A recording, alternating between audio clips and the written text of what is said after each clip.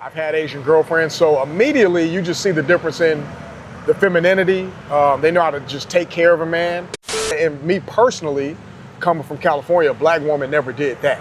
Like, I don't know about brothers that's from Texas and Georgia and different, maybe y'all get that treatment from sisters in the South, but coming from Cali, they not digging no blackheads.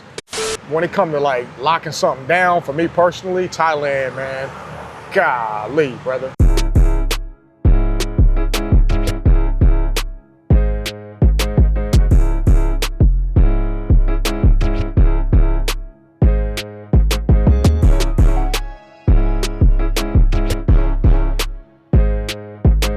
First time here in Thailand, man. How you been enjoying it so far, brother? It's a vibe, man. I love Thailand, man, so far. Pattaya, a lot of things to see.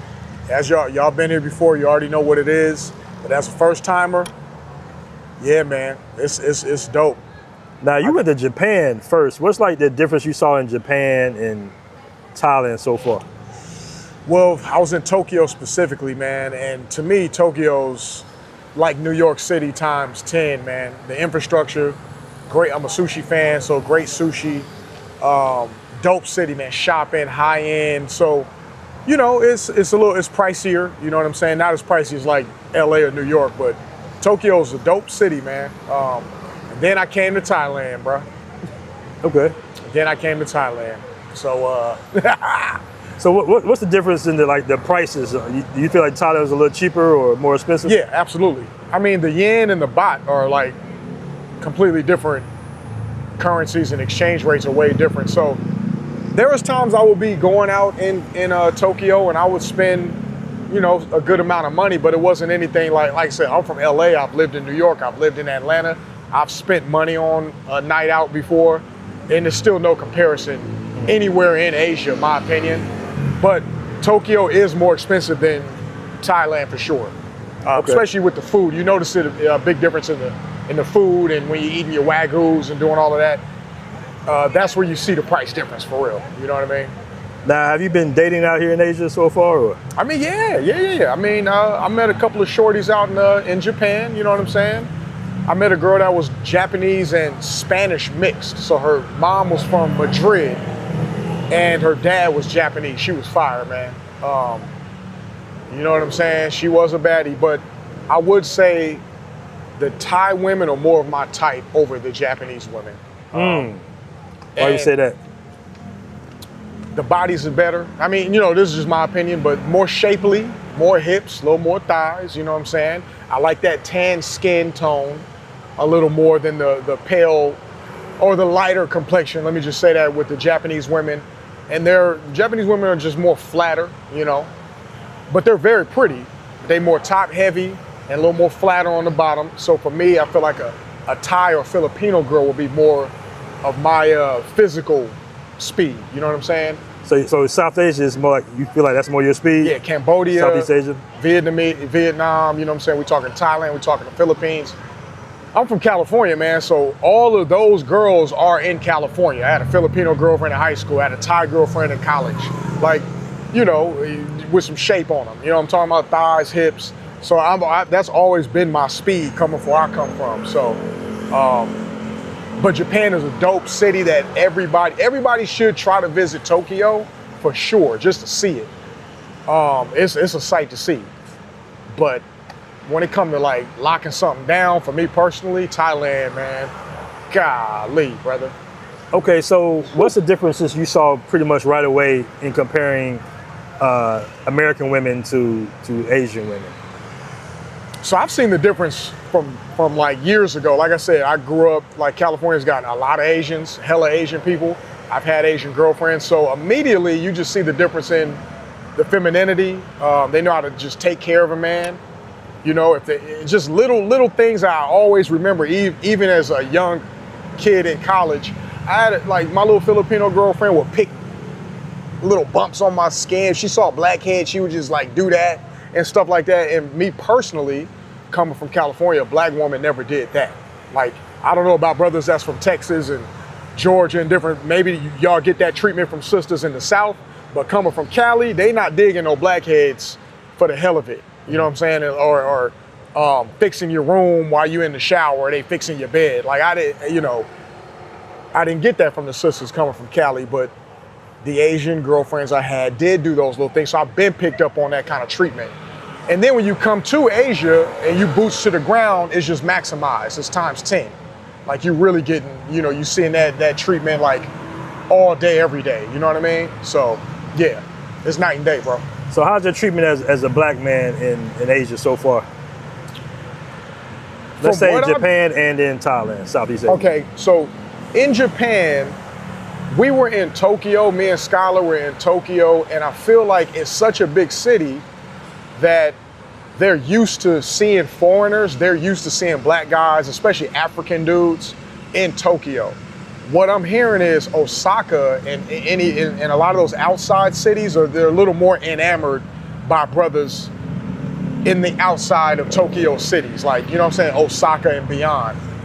But in Tokyo specifically, I didn't really feel like I got any special treatment because I was a brother. I feel like they see brothers a lot. They've been seeing brothers come through Tokyo for decades. So I didn't feel like a special treatment in Tokyo specifically. So if y'all looking for that, maybe your experience might be different. I didn't feel that. It's just a great city. You know what I'm saying? For me, Tokyo is, you have to see it. It's a dope city. Check it out. And if you expect it to be treated differently or something, I really wouldn't expect that. And what about Thailand?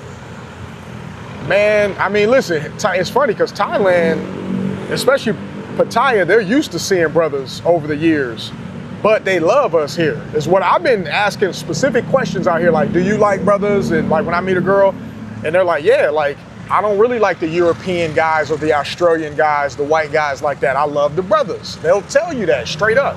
And that's one thing I like about these Thai chicks is that they'll straight up tell you and be upfront, like, I like brothers. My last boyfriend was black, or he was from, I went out with this girl and she's like, yeah, my ex is from New York and he was trying to move me out there, blah, blah, blah. They'll be just straight up. But they love the brothers in Thailand, man. So you would know more about that than me, but yeah. So when you go back to America, do you still date in America for the most part, or you? I gotta do what I gotta do when I get back, man. For one, I gotta get back to the grind. I gotta get back to making my money. And I'm not so closed off as a lot of cats are when they go back to the States. I'm open, I just don't try hard. But if something does fall in my lap in LA, I live in LA, it's like, if something falls in my lap, I'm gonna go ahead and roll with it. Cause there's still decent, cool sisters or whoever here and there. So I'm not closed off, I'm open. I can't just be dry out there, dog. I can't be Mojave Desert if I gotta go back and grind. So if I meet something, I meet something, but if I don't, I don't, I'm not stressing. But typically I do meet something when I'm back in the States and, keep a little light work, a little light date, you know what I mean? So that does happen, but I definitely ain't trying and I'm not stressing it, you feel me? So, I'm not about to just be out there dry, making money and be a damn hermit just cause I can't, you know what I mean? Like, I'm not gonna do that.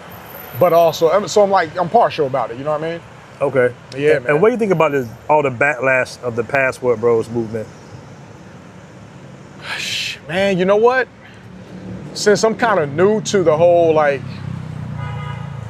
never really considered myself a passport bro, so I haven't been deeply embedded in the community. But I mean, what's the backlash? Because I don't really know. The online backlash, guys, women. Coming from women in the States? Women and men. In the States? They're basically saying that you got to go overseas to get women because you can't get them in the States. Yeah, so for me, I feel like, I know what you're talking about. I just think those are bitter people, man, that don't, a lot of people in the States can't travel. They can't get off of work. They don't work remote. They don't make residual income through whatever, Google AdSense or Amazon business. Like, they're stuck at a cubicle or stuck at work and they cannot travel, man. And then if that's the case, a lot of times you just become bitter and you start just pointing the finger and just throwing hate. And I feel like that's what a lot of it is. And when it comes to the sisters, think about it, man. Like, a lot of them are working government jobs and they stuck, at an office building or something and they can't really travel but 2 weeks out the year. And that's the case for a lot of Americans, man. So I look at it as, it's just we're able to do something that they can't do. And instead of just kind of showing love or organizing their life and planning to be a traveler, they're just stuck, man. And they can't do nothing but just throw shade and throw hate, man. So you gotta look at it empathetically a lot of times, you know what I'm saying? And just be like, well, they just wish they could do it. And that's really what it is, you know what I'm saying? So if you had to choose, because you've been to Brazil, Yeah. if you had to choose between Brazil and Thailand, which one would you choose and why? To live, Yeah. like to live permanent. Mm-hmm. Man, I'm still 50-50, man. I know I talked to Scholar about this a few times. I'm 50-50 between Rio and Thailand still. Rio specifically. Just because the women in Rio it's much more diverse. All shades, all phenotypes, you know what I'm talking about? From the dark-skinned chocolates to the white Brazilians. Like it's the whole gambit, right? And I love that Rio beach culture, man, the caipirinha, the drink. And I'm also like learning Portuguese. So I feel like I'm still gonna move to Rio to kind of like, and also the time difference is closer to the States when it comes to handling business and doing your calls and stuff. It's only, 3-4 hour difference. So I think I still got Rio, but I wouldn't mind doing 6 months in Pattaya, 6 months in Rio. I think that's a good idea because I am able to work remotely and make money online. I can actually do that. So that's an idea that I'm kind of leaning towards, like half on, half off there. You know what I'm saying? Rio to Pattaya, man. They're both beach cities. The women are fine, and you know, you can still make your bread and do content or whatever the heck case may be and still make a lot of bread in both cities. So you say you basically work remote. What do you do for a living? So I've been an actor for 25 years. So I make residual income from stuff I did 10 years ago, 5 years ago. So if you, as an actor, when you work on TV shows or you do movies, whenever it airs again or whatever the case, you get residuals. And if you've been fortunate enough to work as much as I have, I was on a TV show for 5 years called FBI on CBS. Made great money there. You know, unfortunately my role went away, but I still get residuals. So you didn't go to no Diddy parties, did you? No, man, no Diddy parties, bro. I don't even like baby oil. Go ahead. Come on, bro. I can't stand baby oil, man.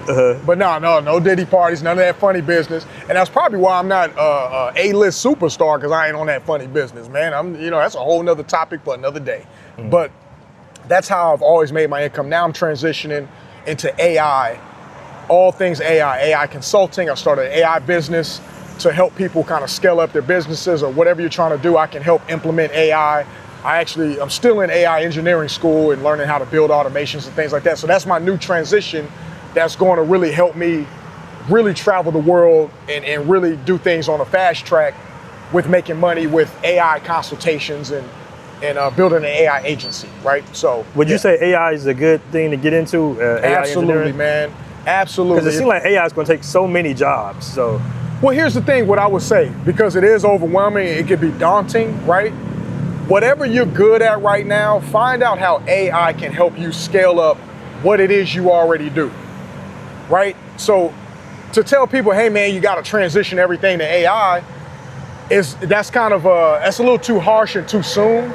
But what I will say is, if you are a content creator, use AI to help you scale up your content. If you are a lawyer, use AI to help you scale up what that skill set is, right? Like, create a business that you can implement that.